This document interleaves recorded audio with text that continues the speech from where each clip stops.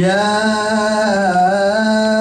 أيها الذين آمنوا استعينوا بالصبر.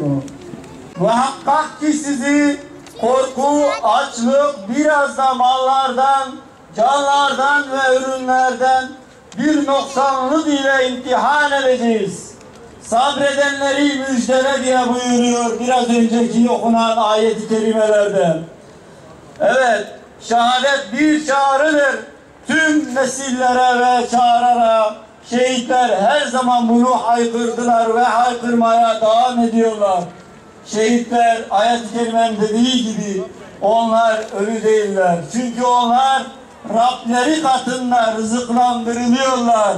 Nasıl ki bir devlet başkanı başka bir devleti ziyaret ettiği zaman en üst bir diplomasiyle en üst bir şekilde ağırlanıyorlarsa, bu tabir belki onların yanında çok az bir tabir ama bunlar Rableri katında bu şekilde izzet ve ikramla Allah-u Teala'nın yanında şeref ve izzet ve ikramla ağırlanıyorlar.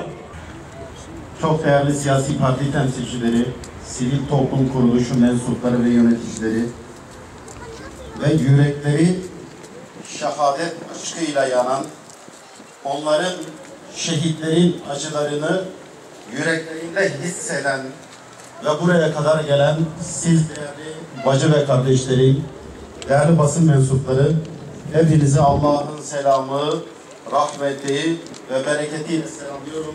Esselamu Aleyküm ve Rahmetullahi ve Berekatuhu. Evet, zalim ve mazlum denkleminde tarihe bir not daha düştü. Bu notun adı 7 Ekim 2014. Yer Türkiye sınırları içerisindeki Kürt illeri.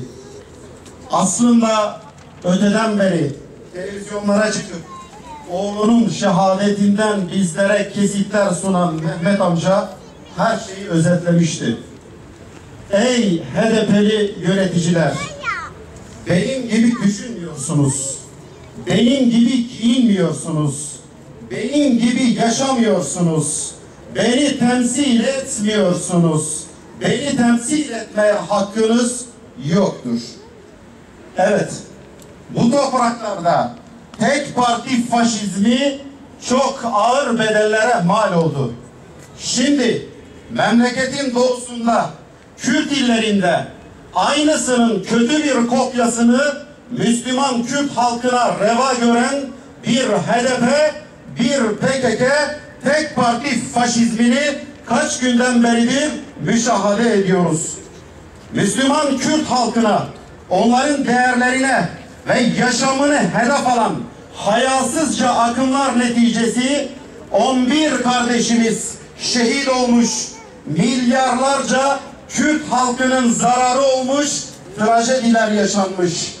Bunun tek sorumlusu sorumsuzca ve ahmakça beyanatlarla Kürt halkını hiçbir şekilde düşünmeyen, onların canına, malına ve her türlü değerine hücum eden topyekün bir saldırı içerisinde bu halkı birbirine düşman edecek projelerin altına imza atan HDP'nin ve PKK'nin yöneticileridir.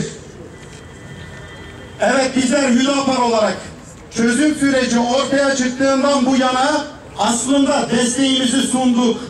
Neden?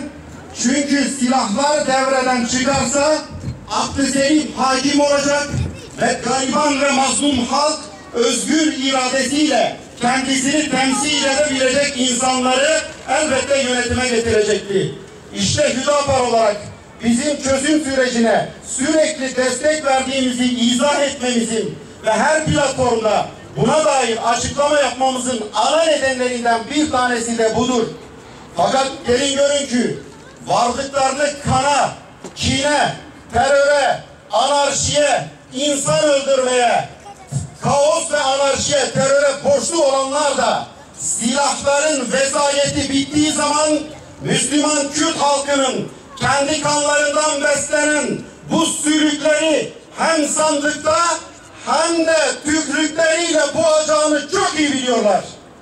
İşte onun için hem akıl aldıkları emperyalist ağababaları hem de kendileri çözüm sürecini baltalamak, ortadan kaldırmak, silahlı kaos ortamın devamını sağlamak için Kandil'in yöneticileri ve sözüm ona siyasetçi ama aslında çete elebaşları halkı sokağa çağırarak Kürt halkını yıllarca sürecek bir ateşin içerisine attılar.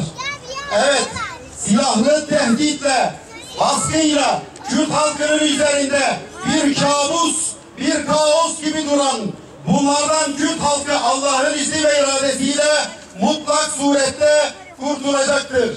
İşte Kandil'in ve HDP yöneticilerinin Merkez Yürütme Karar Organı'nın topyekün Kürt halkına savaş açan, bu savaş ilanı anlamına gelen İslam'ı ve Müslümanları hedefe koyan bu açıklamalarının ana nedeni esasen budur. Biz tarihten ders alınması gerektiğini ifade ediyoruz. Lozan'da dini ve kültürel değerlerin yok edilmesine karşılık bir toprak parçasını veren ve bunu kabul eden yöneticilerin bu memleketin nasıl bir ihanete, nasıl bir terör ve kaos ortamına sürüklediğini hatırlatarak buna kalkışan yeni yetmelere tarihi hakikatleri hatırlatmak istiyoruz.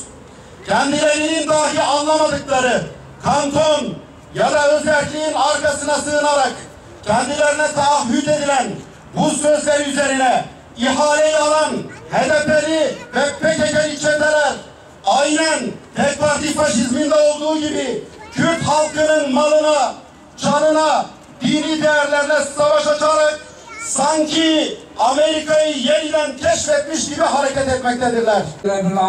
ve salatu ve selamu ala Resulina Muhammed ve alihi ve sahbihi ecmaîn. ربنا تقبل منا إنك أنت السميع العليم وتب علينا يا مولانا إنك أنت التواب الرحيم. Sayın basın arkadaşlarımız ve bütün seyirci arkadaşlarımız buraya geldiğiniz için hepinizi teşekkür ederim. Allah size razı olsun. Allah'a emanet ediyorum hepinizi. Ben Hasan'ın babasıyım. Hasan dedi, hepiniz Hasan'sınız. Hepiniz Hasan'sınız. Hepiniz Hasan'sınız. Yani hiç farkımız yok. Ben Demirtaş'a sesleniyorum. Demirtaş da Hasan'ı öldürdü, ne oldu? Hasan şehit oldu, cennette gitti. Ama sen nereye gideceksin? Peygamber sallallahu aleyhi ve sellem Bedir Harbi'nde Müslümanlara, kafirlere seslendi. Dedi, ey kafirler, bizimkiler cennete gittiler. Siz nereye gideceksiniz? Hazreti Ömer dedi ki ya Resulullah sallallahu aleyhi ve sellem onlarla konuşuyorsun, ses gidiyor mu? Allah'a yemin ederim, ben seninle nasıl konuşuyorum, sesim sana geliyor, aynı onlara gidiyor. Benim oğlum şehit oldu. Elhamdülillah, çok şükür 2 tane yavrusu vardır, onları da şehit ederim. Ben de şehit olurum. Yani ben bu davadan vazgeçmem, ben Müslümanım. Ben Müslüman olduğum için şehit oldum. Ben Tekbir! Allahu Ekber! Tekbir! Allahu Ekber! Tekbir! Allahu Ekber! Benim oğlum Kur'an'dan haşa hey değildir. Kur'an'ı yakan bir insan. Siz ne bekliyorsunuz bu insanlardan? Ne bekliyorsunuz? Yani Kur'an'ı şehit eden bir insan. İnsanları da hiç onun yanında herkesi de öldürür ve katleder. Benim oğlum sadece hepiniz biliyorsunuz. Yani tekrarlamaya fayda vardır. Benim oğlum sadece elinde et vardı, et poşeti. Et poşeti dağıtıyordu bir fakir fukaraya, çocuğunu güldürmeye, karnını doyurmaya, başka bir şey, hiçbir amacı yoktu. O çocuğu karnını doyuruyordu ve çocuğu güldürüyordu. Adam diyor, bir adam ambulansa bindi. Biz dedik, sen kimse cenazeye katılıyorsun, sen ambulansa biniyorsun. Diyor, bu senin çocuğun bana 2 gün önce et getirdi.